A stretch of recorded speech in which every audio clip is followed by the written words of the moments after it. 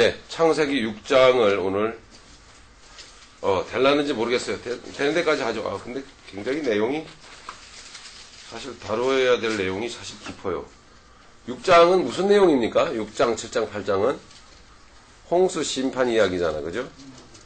얼핏 보면은 별로 굉장히 수학적인 얘기가 나올 것 같고, 그러니까 방주의 사이즈가 뭐냐, 등등 이래가면서 수학적이면서도 좀 고고학적인, 그죠? 그런 이야기가 나올 것 같기도 하고, 안 나온다는 얘기는 아닌데요. 의외로 그런 이야기보다는 우리가 홍수 심판 이야기를 이해하기 위해선 좀 더 먼저 사전에 공부해야 될 내용이 깊어요, 솔직히. 근데 그 내용을 다 공부하고 나면 홍수 심판 이야기는 오히려 여러분 쉬워질 겁니다. 그래서 먼저 지난주에 홍수 심판의 이유가 뭐라 그랬죠? 적극적으로 대답을 좀 한번 좀 해주시죠. 홍수 심판의 이유가 뭐라 그랬죠? 사람이 땅에 번성하기 시작.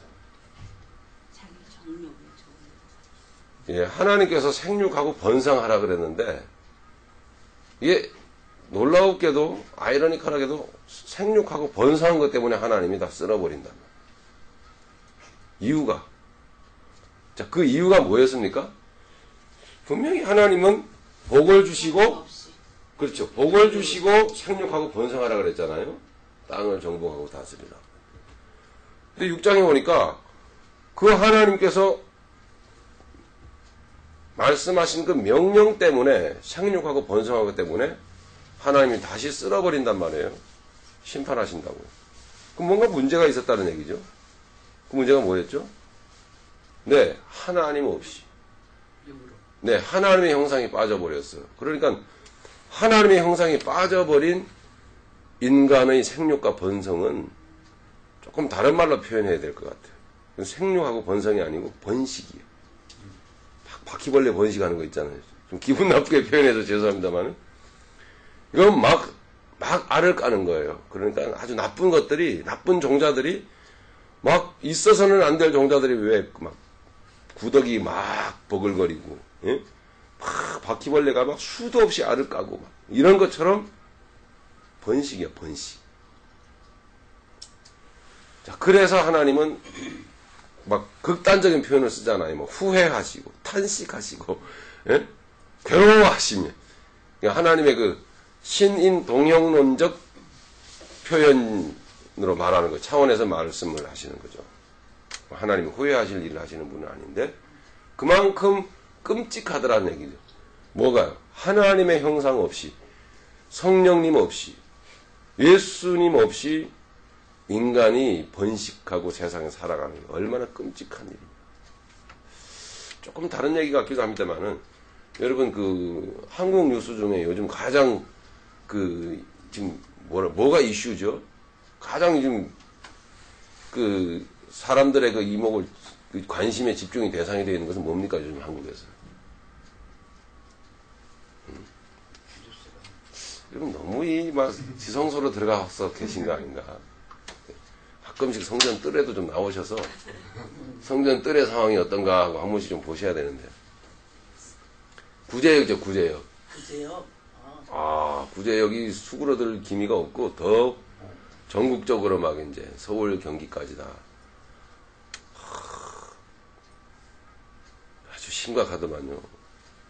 그래서 지금까지 한 800만 마리를 그냥 800만 마리 정도 생매장. 예, 800만. 많기도 해요, 그죠? 생매장에 산채로 그냥 막 구덩이를 파갖고 막. 걱정들이요. 씨까지 말려버릴까봐. 네. 그 씨를 말리지 않게 해달라고 기도해달라고. 그래요? 그쵸. 그것도 좀 그러네. 네. 어쨌든 그게 어저께 제가 동영상을 좀 봤어요. 그 동물보호협회에서 몰래 잠입해갖고 군인들을 동원해서 일을 시킨다더만요. 나라에서. 군인들을 동원해갖고 돼지들을 생매장하는 거예요. 전부 다 막 잡아다가. 강제적으로 다 잡아다가. 그런데 어쨌든 살아있는 것들인데 이것들이 막 구덩이에 들어가면서 막 절규하고 꽥꽥거리고 하는 게 막, 너무 동영상을 봤는데 끔찍하더라고요. 불교 용어로 아비규환. 그 뭐 지옥의 그 뭐 처절한 상태를 그대로 다 보여요. 정말로요. 이야.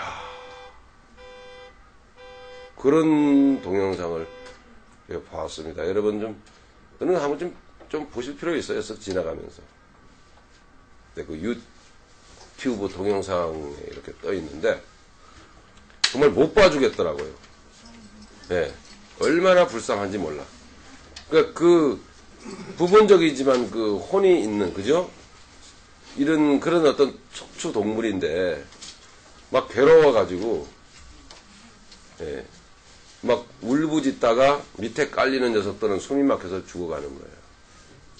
예.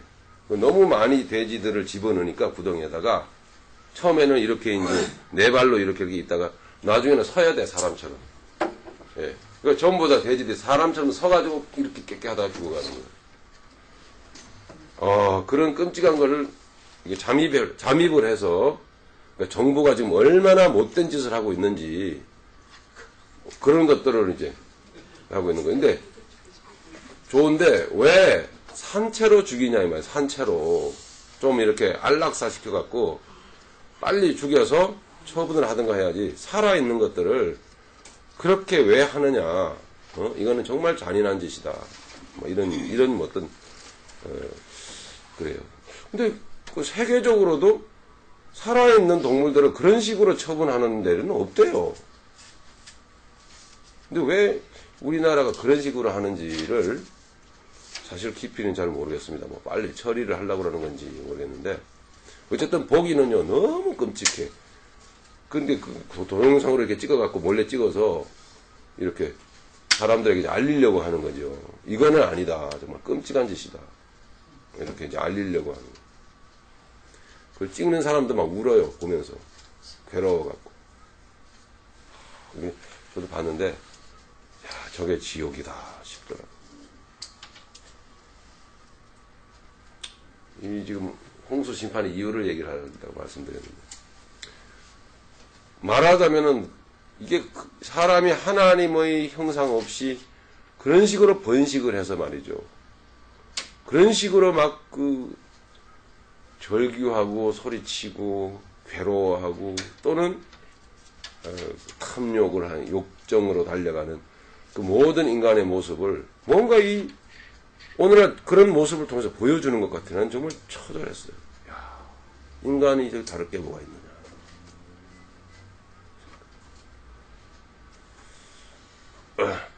다음 주에 오실 때 전부 다 관람을 하시고 다 오세요. 숙제입니다. 숙제. 꼭 보고 오세요. 보고 오셔서 그냥 보고 오시면 돼요. 확인만 하겠습니다. 봤는지 안 봤는지. 왜냐면 보실 필요는 있어요. 왜냐면 저게 바로 하나님 없이 살아가는 인생하고 똑같다. 저는 그걸 그렇게 생각을 합니다. 뭘 보라고요? 네? 그러니까 지각을 하시면 안 되는 거예요. 저는 제가 지각한 게 아니에요. 에르비터가 지각했어요. 10분 기다렸어요. 10분. 엘리베이터. 어쨌든 살아있는 것들이 그렇게 막 대규모로 이렇게 하는데 너무너무 안 됐더라고요. 좀 슬프더라고요. 그래서 노약자나 임산부, 좀 이 신경이 약하신 분 이런 보지 말라고 이렇게 자막이 뜨더라고요. 끔찍하더라고요. 그리고 우리가 좀 안 좋아요. 돼지라는 동물이 좀 또 그렇잖아요. 뭔가 좀 좋지 않더라고요. 그 장면들이 괴로웠습니다. 우리 지금 지난주에 우리 함께 나눴던 얘기를 우리가 좀 리마인드 하면서 정말 하나님 안에서 생육하고 번성해야 된다. 그런 얘기입니다. 기억나시죠? 하나님 안에서, 성령 안에서, 예수 그리스도 인격 안에서. 네.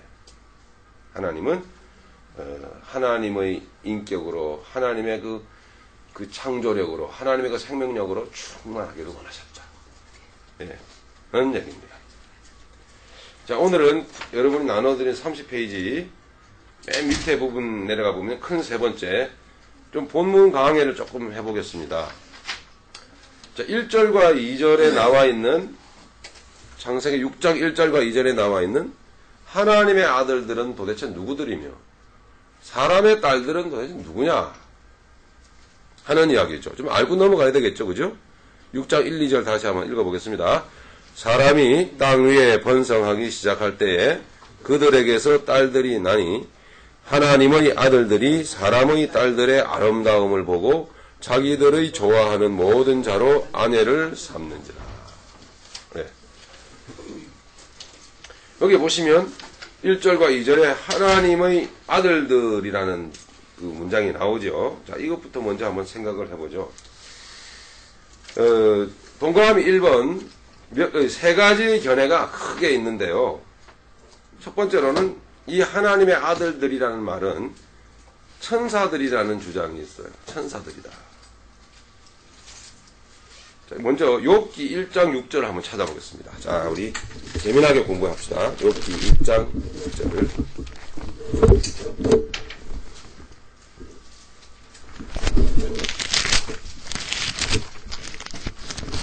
자, 찾으셨습니까?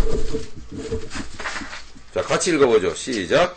하루는 하나님의 아들들이 와서 여호와 앞에 섰고 사단도 그들 가운데 왔는지라. 네. 천사들이죠. 분명히 사람들은 아니죠. 예. 그 사단도 그들 가운데 왔고 또 하나님의 아들들, 천사도 하나님 앞에 있었습니다.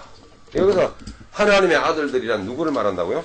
천사들을 말하죠. 분명히. 자, 성경에 그렇게 가르치고 있는 부분이 있습니다. 천사들을 하나님의 아들들이라 말하는 부분이 곳이 있단 말이죠. 한 군데만 더 보죠. 38장. 욥기 38장 6절 7절 입니다.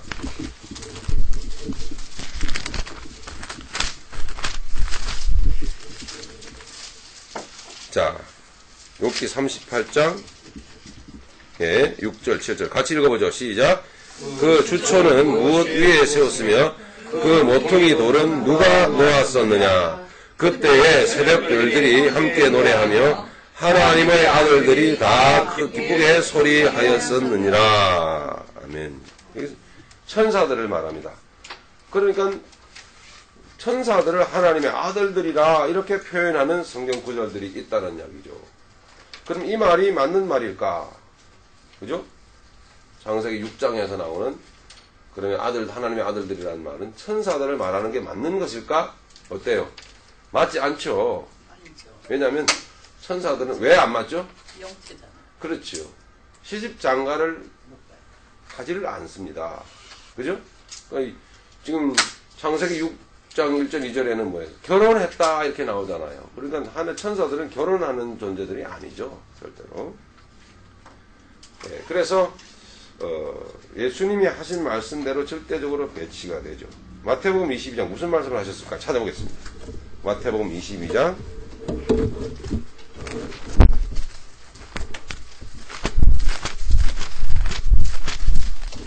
네, 29절.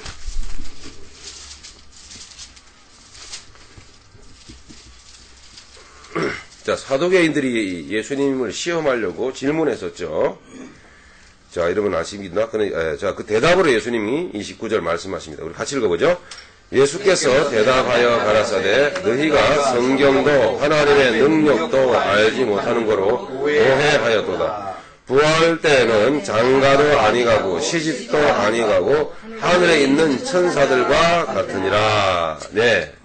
그 하늘에 천사를 같다는 무슨 뜻이죠? 천사들 결혼해요, 아니요? 안 한다. 그런 뜻이잖아요. 그죠? 이 첫 번째 얘기는 틀린 거죠. 그럼 하나님의 아들들이라는 말은 도대체 무슨 뜻인가? 자, 두 번째로 내려가 볼게요. 두 번째. 이런 두 번째 견해가 있습니다. 믿음의 족보인 셋의 후손들이라는 주장이 있습니다. 셋의 후손들이다. 예. 이것도 성경에 많이 나와 있어요. 호세아서 1장 10절. 누가 한번 찾아주세요. 찾아서 찾으신 분이 읽어주시기 바랍니다. 호세아서 1장 10절. 그러나 이스라엘 자손의 수가 바닷가의 모래같이 되어서 측량할 수도 없고 셀 수도 없을 것이며 전에 저희에게 이르기를 너희는 내 백성이 아니라 한 그곳에서 저희에게 이르기를 너희는 사신 하나님의 자녀라 할 것이라. 네. 그러니까 믿음의 사람들, 선택받은 믿음의 사람들을 하나님의 자녀, 하나님의 아들이라. 이렇게 부르고 있거든요. 네, 택한 백성들을 말하죠. 그 다음에 마태복음 5장 9절. 자, 성경 한 구절 한 구절을 찾아보면서 공부하겠습니다. 마태복음 5장 9절. 네. 같이 읽겠습니다. 시작. 화평케 하는 자는 복이 있나니 저희가 하나님의 아들이라 일컬음을 받을 것이며. 네, 여기 분명히 보면 선택받은, 택함받은, 구원받은 믿음의 사람들을 하나님의 아들이라 이렇게 표현하고 있습니다. 그죠? 그래서 분명히 표현하고 있기 때문에 창세기 6장 1절 2절에 하나님의 아들들이 사람의 딸들의 아름다움을 보고 저마다 자기들이 좋아하는 대로 아내를 삼는지 하는 그 하나님의 아들들이라는 거기에서 말하는 말은 바로 셋의 후손들이다. 이렇게 주장한다라는 것이죠. 맞는 것 같습니까? 맞는 것 같기도 한데요. 그죠? 맞는 것 같기도 하죠. 예. 자, 조금 더 보시죠. 누가복음 20장 36절. 누가복음 20장 36절.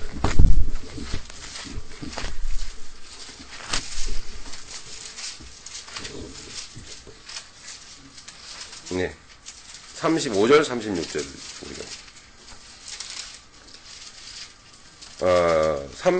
누가복음 20장, 우리 34절부터 36절까지 읽을게요. 시작. 예수께서 이르시되 이 세상의 자녀들은 장가도 가고 시집도 가되 저 세상과 및 죽은 자 가운데서 부활함을 얻기에 합당히 여김을 입은 자들은 장가가고 시집가는 일이 없으며 저희는 다시 죽을 수도 없나니 이는 천사와 동등이요 부활의 자녀로서 하나님의 자녀이니라. 아멘. 이렇게 말씀하고 있거든요. 그래서 택함 받은 믿음의 사람들을 하나님의 아들들이라 말하는 게 맞는 것 같아요. 또 여러 군데 이렇게 제가 성경 말씀을 찾아서 이렇게 올려드렸으면 여러분 좀 찾아보시기를 바랍니다. 넘어가겠습니다. 자, 이렇듯 굉장히 많습니다. 즉 하나님의 아들들이라고 표현한 창세기 6장의 말씀은 가인과 가인의 후손이 아닌 아벨, 셋과 셋의 후손들을 말하는 것이다. 자, 거의 그렇게 믿을 수가 있겠죠. 그리고 사실은 정통 보수 신학자들은 대부분 이 견해를 따릅니다. 그런데 이렇게 보면은 이 견해를 따르는 것뿐이지 이것도 하나의 학설일 뿐이고요. 왜냐하면 문제가 없지 않아 있습니다. 그러면은 잘 생각을 해보세요. 믿음의 사람들, 택함받은 백성들을 창세기 6장에서 하나님의 아들들이라고 말한다고 한다면 그게 맞는 얘기라면 믿음의 사람들이 불신자들과 결혼을 해서 그러니까 타락하고 믿음에서 떨어진 것 때문에 하나님이 심판하신다는 뜻 아닙니까? 그럼 그죠? 맞죠? 그런 뜻이잖아요. 하나님의 아들들이 사람의 딸들, 그러니까 셋의 후손들이 가인의 후손들과 만나가지고 결혼을 하는 것. 그래서 그렇게 신앙의 길에서 떨어져 나가 불신자가 되어버리고 불신자처럼 산다라고 하는 것은 좀 문제가 있죠, 사실은요. 그것 때문에 심판하신다는 것은 그건 뭐냐면 이 선택교리, 하나님의 절대 주권과 하나님께서 예정하셔서 택하신다라는 그 교리는 완전히 여기서는 무너집니다. 그러니까 하나님의 택한 백성들은 절대 저주받고 멸망당할 수가 없어요, 사실은. 하나님은 때리시고라도 채찍을 치셔라도 하나님은 데려가십니다. 그게 성경이 가르치는 것입니다. 여기서의 물 심판이라고 하는 것은 저주요, 그야말로 물 가운데 떨어지는 지옥에 떨어지는 심판을 말씀하고 있는 거거든요. 그건 말이 안 되죠. 그죠? 그것 또한 사실은요, 문제가 있는 거예요. 그러니까. 근데, 대부분의 보수 신학자들이 이 견해를 지지하고 있습니다. 따르고 있어요. 근데 제가 생각해보면 뭔가 문제가 있어요. 여기에는. 그러면 저 같은 사람이 무슨 주장을 한다 그래가지고. 근데 뿐만 아니라 제가 이제 세 번째로 여러분께 말씀을 드리겠는데요. 이런 견해를 가지고 말씀하시는 분들도 적지 않아 있습니다. 세 번째. 아니다. 그러니까 여기서 말하는 하나님의 아들들이라는 사람들은 세세 후손을 말하는 게 아니다. 그럼 도대체 여기서 하나님의 아들들이란 누구냐? 세상에 지위가 높고 권력을 갖고 세상의 높은 자리에 있는 힘을 행사하는 사람들을 지칭을 한다는 것이죠. 그런 거 권력을 갖고 힘을 갖고 권력을 가지고 살아가는 사람들을 말한다는 것은 단순히 어떤 한 나라의 어떤 권력층을 말하는 게 아니고 힘과 논리로 살아가는 세상의 논리와 세상의 물질과 돈과 힘의 논리로 살아가는 그 의식을 가지고 살아가는 모든 사람들을 말한다. 이해 가십니까? 세 번째 견해. 여기서 하나님의 아들들이라는 것은 세상의 왕들을 말합니다. 실제로 고대 사회에서는 이러한 세상의 왕들을 실제적으로 하나님의 아들이라고 그렇게 믿었어요. 우리가 말하자면은 그 옛날 그 로마 시대의 로마 황제는 신이 내리는 존재다. 그래서 신적 존재다. 신의 아들이다. 이런 식으로 생각을 했어요. 그래서 나중에 로마 황제를 자꾸 숭배하게끔 만들어 봤던 거죠. 이해하시겠죠? 사람들의 생각에는요, 그런 생각이 충만하게 있었어요. 그러니까 높은 자리에 있는 사람들, 권력 있는 사람들, 힘 있는 사람들, 이런 사람들을 그냥 하나님의 아들들이다. 이런 식으로 생각을 했었어요. 세 번째 견해가 옳지 않겠나 싶어요. 어디까지나 이거는 주장이 아니라 그것이 맞지 않겠나, 성경적이지 않겠나 하는 얘기죠. 저는 어떤 얘기든지 좀 문제들은 사실 있기는 있습니다. 어떤 견해든지 간에. 저는 이 창세기 6장에서 말하는 하나님의 아들들이라고 하는 사람들은 세 번째, 세상의 왕들을 의미한다. 그 왕이라고 하는 것은 실제로 세상의 권력과 힘과 그와 같은 특권의 어떤 특혜를 누리는 사람들 뿐만 아니라 우리 스스로가 왕이 되어져서, 그죠?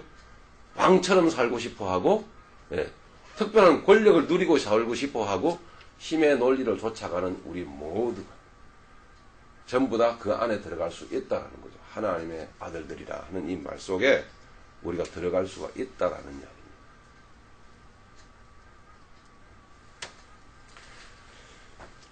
자, 그 맨 밑에 보시죠. 30페이지.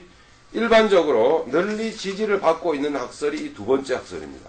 특히 셋이 태어났을 때 그 아비 아담이 하나님이 내게 주셨다. 이렇게 말하고 있거든요. 그죠? 하나님이 내게 주셨다라는 이 말을 보면은 하나님이 내게 주신 것은 하나님의 아들이죠.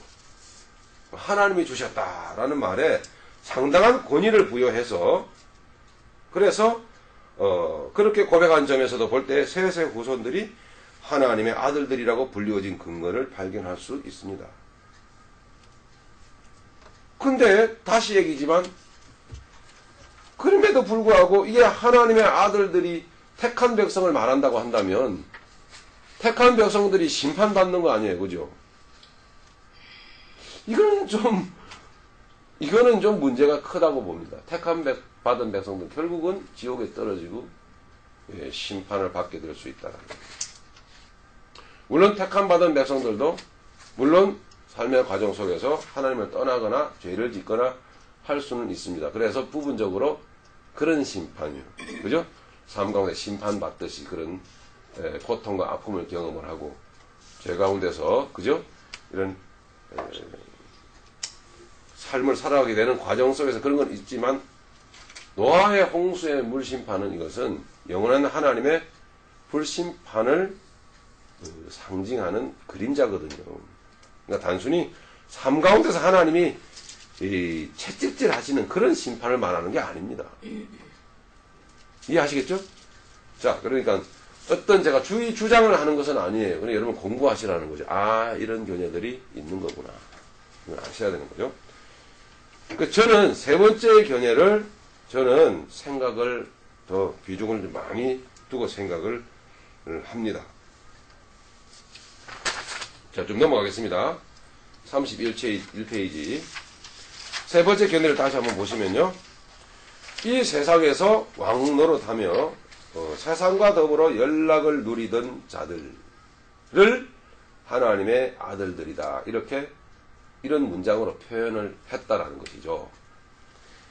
즉 성경은 이 세상의 왕들, 돈 많고 힘 있는 자들을 가리켜 하나님의 아들들 혹은 신의 아들이라고 자주 표현을 하고 있어요. 이 부분도 성경에 있는 것이죠. 그러니까 신정국가였던 이스라엘뿐만 아니라 고대 세계 사람들에게 있어서 왕은 하나님, 즉 신이 세우신 자라는 의식이 일반화되어져 있었어요. 이 상황적인 의식적 배경, 문화적 배경을 잘 이해를 하셔야 돼요. 이런 주장을 하는 것은 터무니없는 주장이 아니고 그런 문화적인 의식적인 배경을 가지고 있다라는 거죠. 이해하시겠죠? 예. 오늘 설교하는 시간이 아니고 공부하는 시간이기 때문에 두루두루 여러분 좀 공부를 요 정도는 하셔야 됩니다. 그랬기 때문에 이와 같은 말씀이 충분히 가능하다라는 거예요. 그러니까 하나님의 아들들이라는 말은 단순히 너무 순수하게 영적으로 한쪽으로만 치우쳐서 생각하시면 안 돼요. 그러니까 나쁜 의도로, 일반화된 의도로 하나님의 아들이라는 말을 쓸 수도 있는 것이거든요. 예. 그래서 그들은 자신들의 왕들을 하나님의 아들들이라 표현을 하였습니다. 사무엘상 여러분 잘 아시죠? 여러분 솔로몬이 다윗 후대에 다음 때에 왕이 될 때에 바로 하나님의 아들이라는 표현을 쓰고 있습니다. 시편 2편에도 2편에도 말씀을 하고 있죠. 사무엘상 7장 한번 찾아보겠습니다.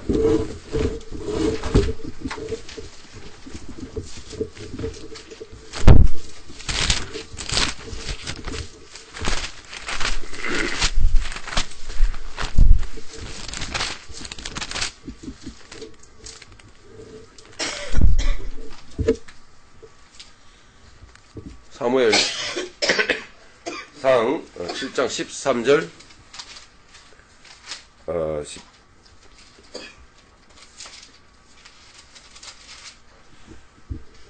이게 잘못된 거죠. 사무엘 하 미안합니다.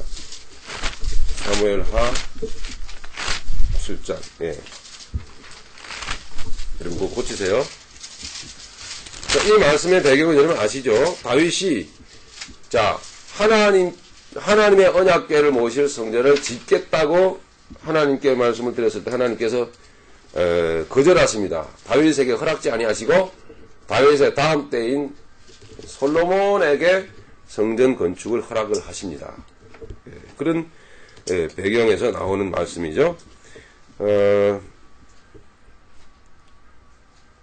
11절 보십시오. 전에 내가 사사를 명하여 내 백성 이스라엘을 다스리던 때와 같지 않게 하고 너를 모든 대적에게서 벗어나 평안케 하리라. 지금 하나님이 다윗에게 하시는 말씀입니다. 여호와가 또 내게 이르노니 여호와가 너를 위하여 집을 이루고 내 수한이 차서 내 조상들과 함께 잘 때에 내가 내 몸에서 날 자식을 내 뒤에 세워 그 나라를 견고케 하리라. 지금 다윗에게 말씀하는데 내 몸에서 날 자식이 누구죠? 솔로몬이잖아요. 그죠? 솔로몬.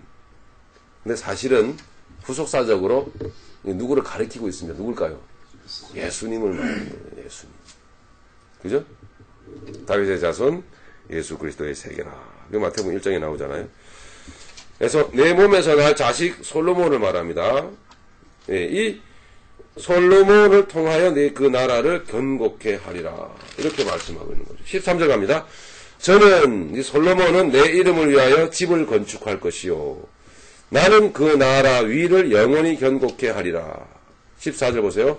나는 그 아비가 되고 지금 하나님이 다윗에게 하시는 말씀입니다. 그러니까 나는 그의 아비 즉 솔로몬의 아버지가 되겠다. 그러니까 솔로몬은 누구의 아들이에요? 하나님의 아들이죠. 이런 어떤 그죠?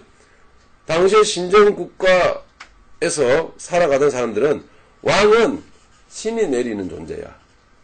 그러니까 왕은 하나님의 아들이다. 이런 생각이 그냥 보편화되어 있었어요.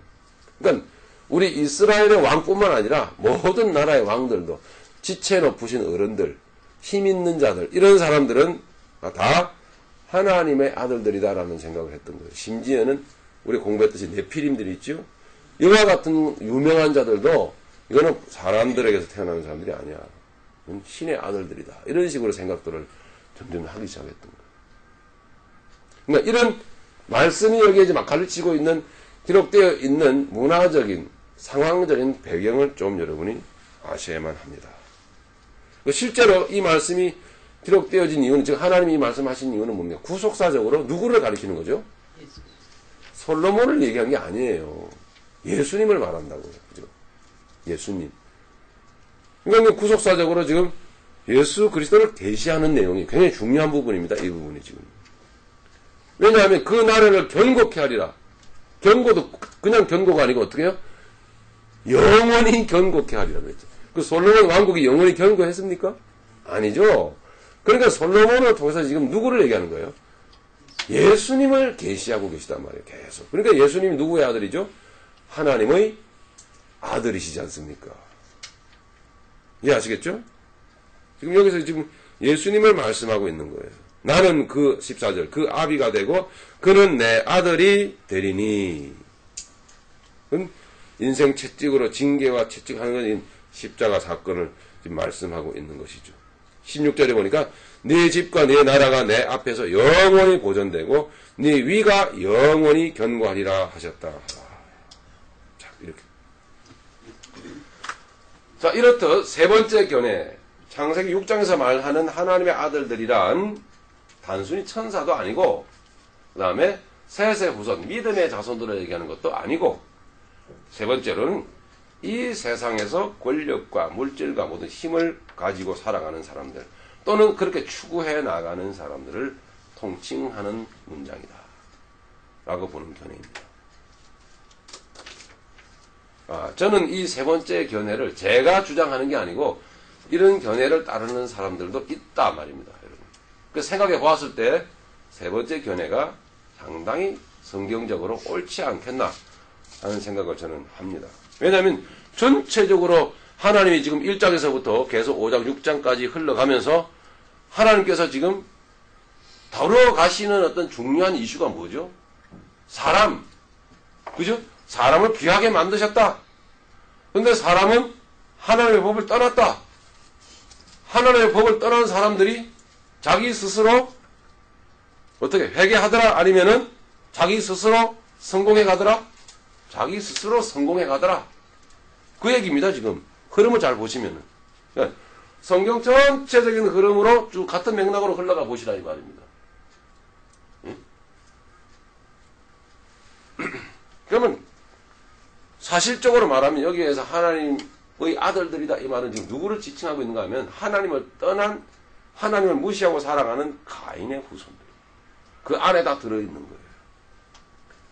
그러니까 가인의 후손들 안에 저마다 자기가 하나님의 아들인 양 그렇게 이 세상에 왕노릇을 하며 살아가는 자들이 그 안에서 또한 가인의 후손들, 사람들의 육신적이고 정욕적인 모습을 취해서 서로 뒤엉켜서 살아가는 그 모습을 묘사하고 있는 거예요, 사실은. 전체적으로 볼 때 그래야 이게 맞아요. 하나님의 의도가 맞아 들어가는 거예요.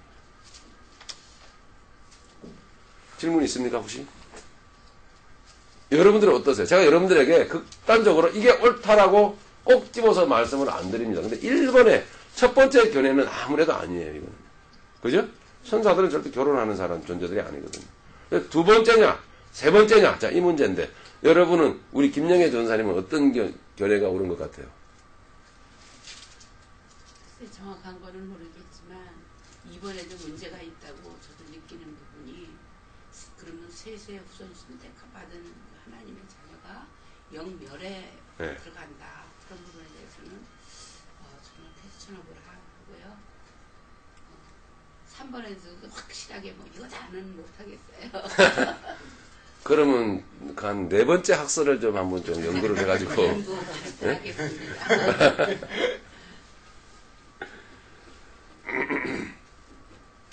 자, 어떤 뭐 숙제만 던지고 넘어가죠. 그런 세 번째 견해로 이렇게 흘러가 보시면은 전체적인 흐름이 맞더라 하는 그런 이야기죠. 볼 때는. 자, 그래서 이 세 번째 견해가 이 구속사적으로 가장 타당하다라고 말씀을 드릴 수가 있습니다. 일단 어느 정도는 좀 짚고 넘어가 결론을 내리고 가야 되니까 그죠? 자, 네, 잘 몰라가지고 네네 질문하세요. 얼핏 뭐 전혀 제가 모르니까 네. 그냥 논리적으로 그 하나님의 아들 하면 네. 저희 생각에는 이렇게 선택받은 사람으로 자꾸 생각이 이렇게 얼핏 들리거든요.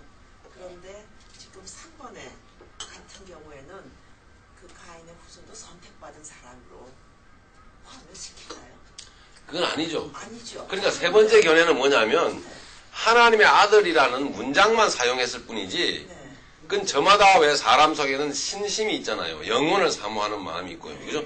사람 속에는 그게 있거든요. 그래서 저마다 그 신, 즉 절대자, 하나님은 저마다 인정을 하고 산단 말이에요. 어쨌든 간에. 그렇기 때문에 그와 같은 사람들이 생각할 때에 지체 높은 그런 어떤 존재들을 그냥 신의 아들이다. 라는 차원에서 불렀었다라는 이야기예요. 제가 아까 말씀드렸다시피 문화적인 의식적인 어떤 배경이 그러하다라는 거예요. 사람들이. 그죠? 대통령은 하늘이 내리는 거야. 우리 요즘 세상에도 왜 그런 말들을 하잖아요. 예, 예, 그렇죠. 그런 차원에서 당시에 사람들이 그런 일반화되어 있단 말이에요. 그런 의식들이. 그래서 일반화되어져 있는 그런 어떤 차원에서 성경의 이와 같은 견해로 말씀을 기록을 하실 수 있다라는 이야기입니다. 그러니까 여기에서 창세기 6장에서 세 번째 견해가 옳다면 여기에서 하나님의 아들은 그 하나님은 창조주 하나님이 아니죠. 자기들의 신을 말하는 거죠. 이해하시겠습니까? 바로를 신이라고 칭했더니 그렇죠. 배경을 볼 때. 네네, 마찬가지로 그것도 마찬가지입니다. 네네. 그러면 목사님 여기 지금 아직은 안 나왔지만 네. 사람의 딸들, 네. 사람의 딸들은 분명히 가인의 후손들 불신자들, 네네. 그러니까 하나님으로 볼 때 심판하실 때 네. 멸망할 그런 자손들이잖아요. 네. 그렇게 되면 대비해서 하나님의 아들들, 그렇게 되면 좀 뭔가 이렇게 이해가 좀 아니, 그러니까 같이 그 신이 아니고 예. 우리가 섬기는 하나님이 아니고 예, 일반적으로 사람들이 생각하는 그와 같은 신을 말하는 거다 말이에요. 우리 그러니까 일반인들이 로마서 13장에 보면 각 사람 위에 있는 권세들에게 굴복하라. 권세는 하나님께로부터 나지 않음이 없나니. 모든 권세, 그러니까 권세자들은 하나님이 내신다는 뜻이 아니에요? 그렇게 좀 말씀하셔도 되는데, 그러니까 우리 김영숙 전도사님이 그 질문하시는 내용은 그 사람의 딸들이라는 말이 분명히 있는데, 여기 하나님의 아들이라는 말은 전혀 상반되는 말이 아니냐. 예, 저는 라고 하는 왜냐하면 뭐가 이렇게 대비할 때 정말 하나님의 아들들 하면 여기서 질문하신 것처럼 네네. 뭔가 하나님 앞에 저 인정받은 이고 사람의 딸들은 이제 그런 전혀 아닌 사람과 네. 이제 결혼을 안 해야 되는데 혼인을 해서 이제 됐습니다. 네네. 그러니까 근데 그런 뜻이 아니다라는 얘기죠. 성경에는 하나님의 아들이라는 이 말을 사용할 때 견해를 보십시오. 천사들에게도 그런 말을 사용했거든요. 그렇게 보면은 그러니까 여기서 나오는 하나님의 아들이라는 말을 천사들이라고 볼 수도 있어야 되는 거거든요. 이해가십니까? 무슨 논리인지요? 그러면은요, 여기에서 볼 때, 김영숙 전사님이 주장하시는 그대로 하면은, 아니, 주장이 아니고요. 질문이 있느냐 하시니까 제 생각에는 그런 네네. 예. 문화적인 그 사회 의식적인 어떤 배경이 깔려 있다라는 얘기예요. 이 말이 나왔을 때는. 예, 그걸 충분히 우리는 이해를 해야 된다는 거거든요. 그러니까 단순히 문장만 가지고 하나님의 아들이라는 말을 썼는데, 예? 이 말은 우리가 섬기는 창조주 하나님 예수님을 당연히 말하는 것이고 하나님의 아들이라고 했을 때는 이건 선택받은 백성을 말하는 거 아니겠느냐. 또 사람의 딸이라는 것은 이 세상 사람들이라고 볼 때에는 분명히 이렇게 그 대비가 되어져서 나타나고 있는데 좀 그런 질문 같아요. 그죠? 그런 질문인데 하나님의 아들들은 어떤 하나님 말씀에 순종하에 죄송합니다, 목사님. 네. 결혼을 하지 않아야 될 그런 거를 사람의 딸들과 결혼을 했기 때문에 결국은 노아에 의해서 이렇게 홍수라는 심판을 가져온 그런 결과를 난 게 아니냐 이렇게 좀 생각이 얼핏 그렇게 되어져서요. 우리 가나안 땅을 탐지하고 나서요. 저기 보고할 때 안악자손 꼭 네필림 후손이다 그런 표현이 있잖아요. 네. 그거하고 이렇게 대비해서 연결해서 보면 거기서 말하는 안악자손 네필림이다 이런 말하고 볼 때는 체구가 저거한 특별한 무슨 저희가 있는 그분하고 연결되지 않을까요? 그 얘기하고 지금 다른 얘기인데. 저는 그 세상 왕들 중에 그런 표현하고 연결되는 거로 네, 넘어가겠습니다. 네. 그러니까 제가 전체적인 성경의 그 흐름을 따라서 여러분 따라와 보라는 얘기죠. 무슨 의미를 지금 가지고 있는가라는 거죠. 예. 전체적인 흐름으로 봤을 때는 자기 스스로 왕이 되었거나 또는 왕처럼 세상에서 살아가거나 하는 그와 같은 어떤 모든 사람들을 통칭해서 지칭하는 것이 사실은 옳지 않겠나라고 보는 거죠. 근데 뭐가 딱 옳다라고 볼 수는 좀 어렵고요, 사실은요. 제가 볼 때는 고심하면서 봤을 때는 세 번째 견해가 타당하다라고 저는 보고 싶어요. 세 번째 견해가. 그 사실은 솔로몬 왕도 이렇게 우리가 성경에서 봤듯이 하나님이 내신 하나님의 아들이라고 그 말씀을 하고 있거든요. 가르치고 있거든요. 사실은요. 그러나 실은 솔로몬을 얘기한 게 아니고 예수님을 얘기한 거거든요. 하나님의 아들이라고 말했어요. 그러니까 이게 무슨냐면 또다시 얘기지만 사람들이 일반적으로 왕이라고 하는 존재는 어떤 유명한 사람들 이런 사람들은 그냥 일반적으로 하나님의 아들들이다 이렇게 하나님의 아들이다 이렇게 표현하고 그리고 말을 썼다라는 이야기예요. 예, 그거는 여러분들이 배우셔야 되는 거죠. 제가 지어낸 얘기가 아니고. 예, 그래서 그런 문화적인 어떤 배경 가운데서 이 말이 쓰여질 수 있다라는 얘기예요. 이해가십니까? 예, 예. 오케이. 자, 넘어가겠습니다. 그 다음에 31페이지 1절, 2절 다시 볼 때에 그 사람의 딸들이라는 말이 나오죠. 이거는 좀 수월합니다. 즉 사람의 딸들이라는 말은 가인의 후손들, 불신자와 불신자의 혈통, 즉 극단적으로 말해서 좀 마귀의 자식들을 지칭하는 것입니다. 사실은요. 하나님을 대적하고 하나님을 극단적으로 저주하고 믿지 않는 사람들을 말합니다. 자, 여기서 중요한 것은 하나님의 아들들이 누구냐, 사람의 딸들은 누구냐를 말하는 게 아니에요. 사실은요. 가만 보시면. 그죠? 뭐가 중요하죠? 사람이 즉 뭡니까? 하아담, 그 사람, 즉 아담을 포함한 아담 이후에 하나님의 명령을 어긴 모든 사람들이 외모적이고 감각적이며 정욕적으로 자기를 꾸며 정욕의 향기를 흘리고 날리며 다니는 여자들을 보고 저마다 자기들의 들끓을 욕망대로 골라 취하더라. 이게 중요한 겁니다. 이 상태 아시겠죠? 그러니까 하나님의 아들들이 누구냐? 천사냐? 뭐냐? 아니냐? 뭐 목사님 얘기는 맞는 것 같기도 하고 틀린 것 같기도 하고 모르겠다. 내 얘기가 맞는 것 같은데 이거를 구체적으로 끄집어내서 연구해서 알아내는 게 중요한 게 아니고 알아맞추는 게 중요한 게 아니고 그 영적 상황을 말하는 것입니다. 그와 같은 타락된 영적 상황을 하나님은 지금 초점을 맞춰서 우리에게 말씀하고 있는 거예요. 아시겠죠? 네. 말하자면은 자, 세 번째 견해를 자꾸 말씀드리면다마는 제가 왕처럼 그렇게 살고 싶고 세상에서 누리고 권력을 행사하고 그렇게 살고 싶은 거예요. 그렇게 힘과 권력과 돈과 모든 것들을 누리면서 그러니까 뭐가 따라옵니까? 그것은요. 다른 모든 것들이 따라오겠죠. 돈과 권력으로 안 되는 게 뭐가 있겠습니까? 다 된다고 생각하죠. 그렇게 자기의 욕망대로 서로 또한 사람을 취해서 살아가는데 거기에는 하나님의 형상이 없더라는 얘기죠. 무슨 얘기인지 아시겠죠?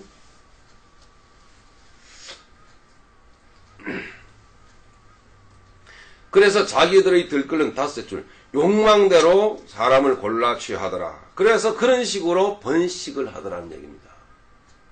오늘 본문의 중요한 포인트는 바로 이 부분입니다. 그래서 하나님은 그 번식하는 종자들을 하나님이 쓸어버리시겠다라고 하는 거. 이게 오늘 말씀의 중요한 대목이거든요. 그러니까 이 하나님의 아들들은 뭐냐? 사람의 딸들은 뭐냐? 이거로 그렇게 너무 이렇게 예민하게 논쟁을 벌일 필요는 없어요, 사실은요. 예, 상황적 차원에서 우리가 하나님이 지금 우리에게 초점을 맞춰서 가르치시려고 하는 게 뭐냐라는 것을 알아야 되죠. 그죠? 그걸 받아들여야 되는 것이지. 예.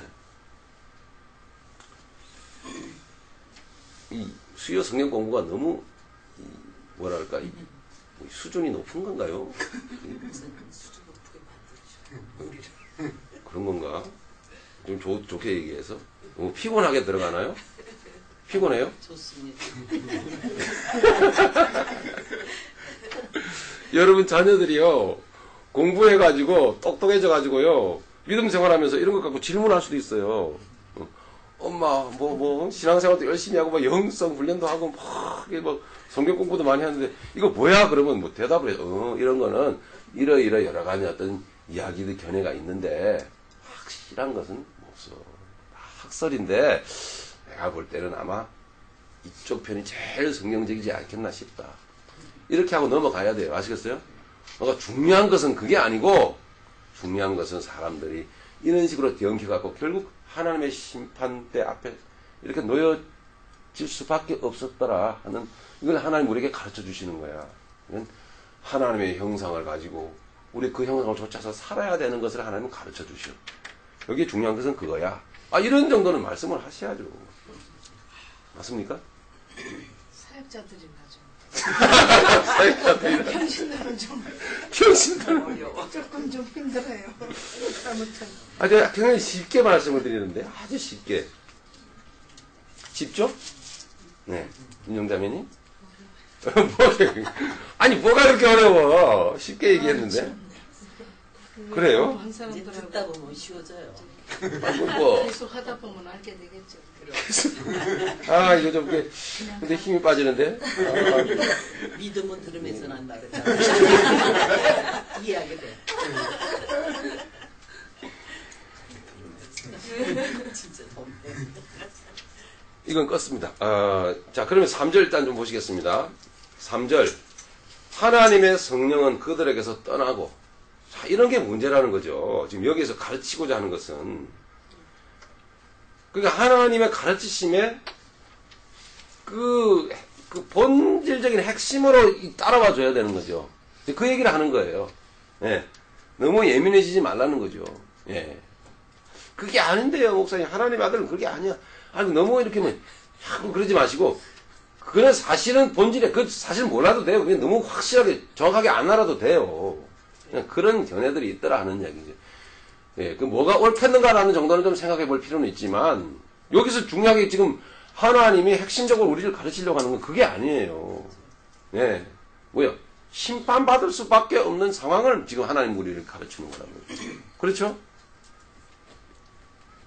3절. 성령이 그들에게서 떠나고 그들은 완전히 육체 덩어리가 되었더라는 얘기예요. 이게 중요한 부분이에요, 지금. 놀랍고 두렵지 않습니까? 돈과 권력, 정욕의 발산.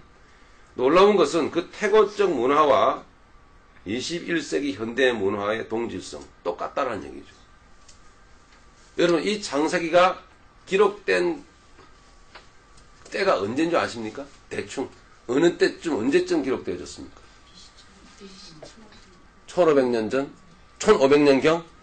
예, 맞습니다. 그죠? 왜냐면 누가 기록했어요, 이거는? 모세가 언제 때 사람이죠?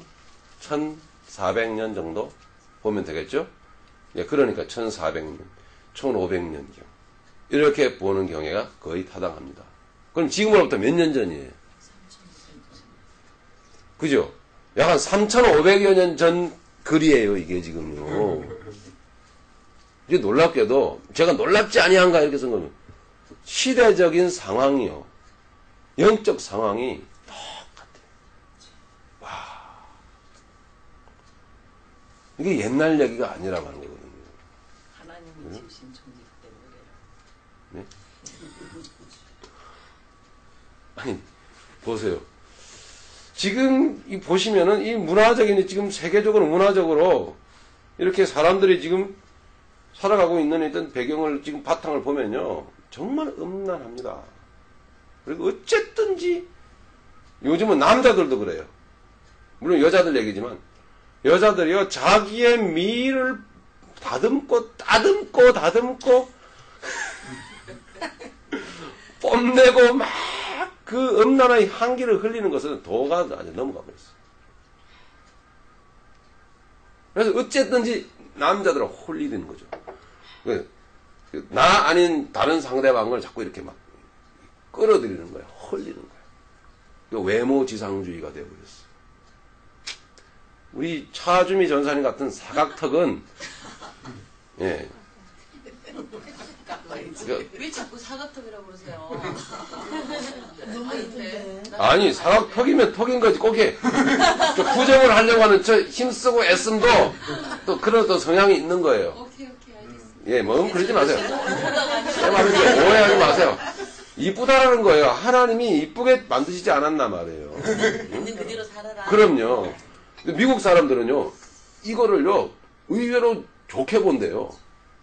예, 굉장히 멋있게 본대요. 이쁘게 본대요, 또. 그게 아니고요. 예, 여기가 참 넓어야 예. 복이 되는 거예요. 이쁘게. 육복이. 미안합니다. 예, 뭐. 녹음 들어갑니다. 근데 뭐, 이걸 얼핏 봐서도 우리는 다 멋있고 잘생기고 다 이뻐요. 아닙니까? 근데 왜 그렇게 못 견뎌하는지 몰라. 더 이뻐지려고. 예? 그래서 요새는 하도 깎고 돼서 미인들은 거의 다 비슷하대잖아요. 저희 그 마귀가 따로 없네요. 그죠? 그러니까 비슷한 종자로, 똑같은 종자로 만들어가지고, 그죠? 제품으로 만들어서 도장만 찍으면 될 거 아니에요. 셀람바만 갖다가 찍으면 되죠. 그죠? 이게 마귀의 역사가 아니고 뭡니까? 하나님 우리를 각자 아름답게 하셨는데. 그렇죠? 마귀는 아주 집단화시키고 개인의 생각을 말살하고 집단적으로 그래서 죄를 짓게 만듭니다. 여러분 지나가는 얘기지만 사람이 집단 속에 들어가면요. 무서운 게 없어요. 죄를 지어도 죄로 생각을 안 해요. 그죠? 그래서 사람들 막 죽여도 전혀 죄의식이 없어요. 집단적으로 행동합니다. 자, 이게 무서운 겁니다. 마귀는 다 그렇게 역사를 하고 있는 거예요. 예. 일제 뭐 제국주의 가미가제도 그렇고 저기 나치 독일도 마찬가지고요. 그런 사람들을 집단화시키지 않습니까? 그래서 죽이라고 하는 거예요. 그 집단 속에서 죄를 행하면은 죄로 생각을 안 해요. 이런 식으로 이 흘러가는 세상을 우리는 잘 봐야 됩니다. 다 이쁩니다. 저도 멋있지 않습니까?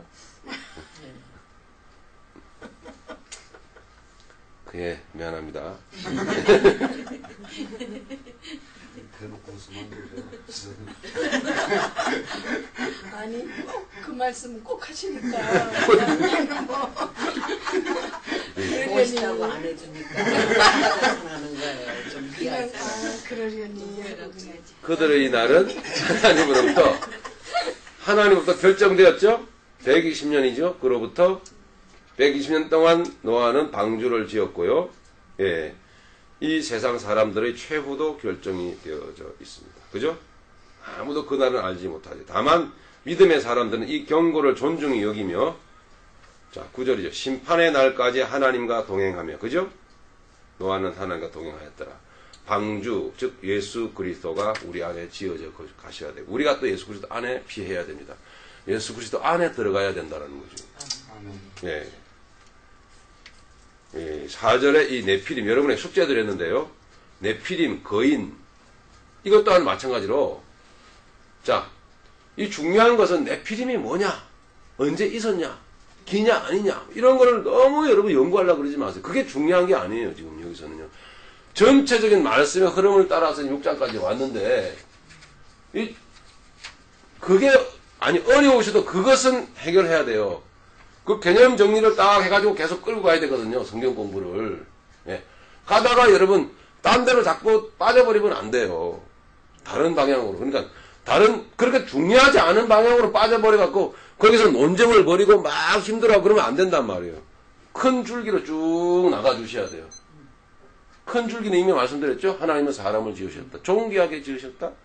하나님 밖으로 벗어났다. 그죠? 그건 뭐냐? 하나님의 형상을 버렸다. 버린 사람들이 번식을 하더라. 하나님 심판하신다. 그런 개념이거든요. 그죠?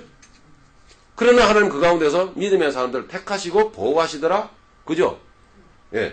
방주 안에 보호하시더라. 그 사람들은 어떤 사람들이더라? 하나님을 경외하는 사람들이더라. 하는 이야기죠. 그죠? 세상 논리와 문화와 방식을 쫓아가지 않더라는 이야기입니다. 이걸 가르쳐 주고 계신 거예요. 계속 이거를 하나님께서 이렇게 쭉 가르침을 가지고 지금 우리에게 지금 말씀해 오고 계시는 거거든요. 그러니까 그 흐름을 따라서 쭉 가요. 흐름 따라 볼 때 네피림은 뭘까요? 네피림이 뭐냐? 이게 중요한 게 아니고요. 이런 네피림, 거인, 이런 것들, 여기 안에는 모든 내용들이 다 들어있습니다. 마찬가지로 왕이 되고 싶어 하는 마음들. 그게 대리만족으로, 그죠? 큰 사람, 유명한 사람을 막 좋아하잖아요. 그죠? 나 누구 팬이야, 막 이러잖아요. 그죠? 우리 아이들 보면은 막 집에 가면 자기 방에 가면 큰 대형 브로마이드 걸어놓고 막, 그죠? 그럼 전부 다 뭐예요? 이 거인 문화예요, 거인 문화. 그 문화 의식을 잘 여러분 보셔야 돼요. 우리 속에, 문화 속에 그렇게 다 파고 들어와 있다라는 거예요. 자기가 그렇게 되고 싶은 거죠. 네? 아이언맨 2. 우리 예빈이 뜰이 나온다고 언제 나오냐, 그까지 다 알고 있어요. 네? 너무 멋있다라는 거예요. 네? 그런 남자하고 결혼하고 싶겠죠. 뭐 이런 것들. 네.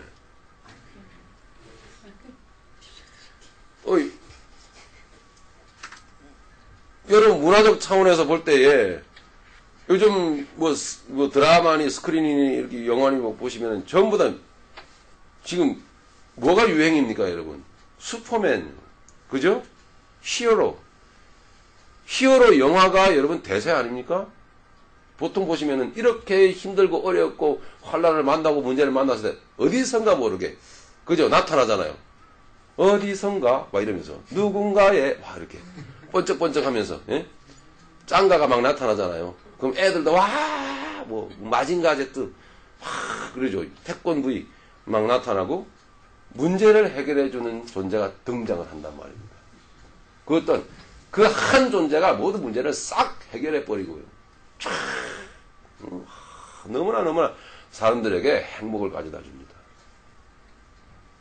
이름 뭔지 아시죠?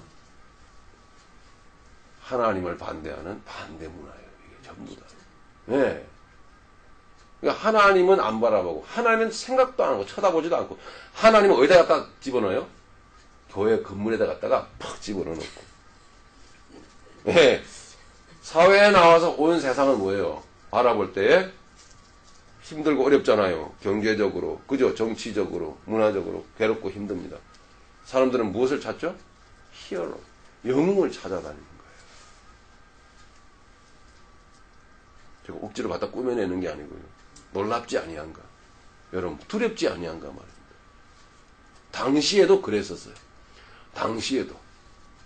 그래서 이 네피림을 유명한 용사들, 그러니까 단순히 체구가 큰 사람, 유명해진 것, 용사, 이게 죄가 아니에요. 그죠? 용사가 왜 죄입니까? 체구가 큰 게 죄입니까? 그게 아니거든요. 잘 생각을 하세요. 그게 죄가 아닌 거예요. 유명한 게 죄가 아니죠. 하나님을 버리고 그렇게 되고 싶어 하는 마음과 그렇게 쫓아가는 그와 같은 모든 문화적인 심상이 죄인 것입니다. 맞습니까? 하나님은 그걸 가르치고 계신 거예요. 사람은 속에 들어와 있는. 그 누가 역사를? 마귀가 그렇게 역사해 가는 거예요. 예. 어렵지 않죠? 피곤하십니까? 이 정도는 꿰고 있어야 세상을 보는 관점이 분명한 거예요. 여러분 믿음 생활도 개인적으로 열심히 하시지만 이런 세계관이 바르게 박혀 있어야 돼요. 세계관, 사회관. 즉 세계를 어떻게 볼 것이냐. 이 사회를 어떻게 볼 것이냐라는 그 사회관, 세계관의 눈을 제대로 갖고 있어야 바로 성경적으로 믿음 안에서 신앙을 제대로 할 수가 있는 거거든요. 하나님은 이 말씀 가운데서 세계관을 가르치고 있다고요. 지금요. 세상이 이렇다라는 거. 예? 우리가 살아가는 이 사회가 이렇다라는 거. 우리의 자녀들이 살아갈 세상이 앞으로 어떻게 될 거라는 것을 하나님 가르치고 계시지 않아요? 이 정도는 봐야 그래도 새벽교회 교인이라고 말할 수 있죠. 미안합니다. 이 정도는 봐야 그래도 영적으로 좀 믿음 생활 제대로 한다. 이렇게 좀 볼 수 있는 거 아닙니까? 제가 말하는 게 틀렸습니까? 분명히 그렇습니다. 하나님 필요가 없는 거예요. 아이언맨만 있으면 돼. 그럼 문제 다 해결해. 슈퍼맨이 나타날 거야. 예? 그죠? 또 뭐예요, 뭐? 예? 뭡니까, 그거? 이거. 응? 스파이더맨이 나타나 줄 거야. 많은 거예요. 아무것도 아닌 일 같지만, 그 그림을 가지고, 영화를 가지고, 동영상을 가지고, 자꾸 우리 의식 속에, 계속적으로 영웅은 자꾸 등장해요. 그런 거 없어요. 유일한 영웅은 하나님이십니다. 그죠? 유일한 신은 하나님, 유일한 해결자는 하나님이시거든요. 예. 그것을 버리고 살아간다니. 자, 그러니까 4절에서 말하는 당시에 네피림이 있었다, 용사들이 있었다, 거인이 있었다, 유명인이 있었다, 이 말의 뜻은 뭡니까? 거인 숭배 문화, 거대주의를 쫓아가는 그 문화를 사실은 지적을 하고 꼬집고 있는 것입니다. 네. 제가 숙제 해오라 그랬는데요. 이 숙제 한 가지씩들만 여러분 발표하시고 첫 번째 시간 우리가 마치도록 그렇게 하겠습니다. 오늘날 우리의 삶 가운데서 이 들어와 있는 이 거인 문화, 네피림 문화는 어떤 것이 있을까요? 자, 이 앞에서 윤정장님, 저 뒤에서부터 하겠습니다. 우리 김영숙 전사. 숙제 내드렸죠. 뭐 어떤 것들이 있을까요?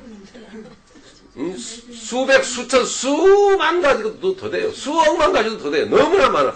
제가 볼 때는요, 천지가 전부 다 이런 거예요. 천지가. 여기 교수님이 숙제 안 해줬다고 그러시는데요. 분명히 숙제 해오라 그랬어요. 분명히 해오라 그랬어. 들어본 적이 없어요. 그 지식인이 그렇게 자꾸 이렇게. 응? 제가 레코드 했는데 그런 건 없어요. 레코딩은 그런 건 안 집어넣죠. 어느 어둠이 다 넣어놨었어요. 분명히 없습니다. 지금 그걸 따지는 게 중요한 게 아니고 말씀드렸는데 예? 본질로 들어가야지 왜 그걸 따져. 이 숙제를 해서 무슨 유익을 얻을 것인가 그걸 생각을 했을 때 우리가 생각을 해보자는 얘기지. 숙제를 내줬니 안 했니 그런 말 했니 안 했니가 중요한 건 아니지. 숙제한 사람들한테 물어보시면 되잖아요. 첫 번째 시간을 마치도록 하겠습니다. 이게 바로 명량이지.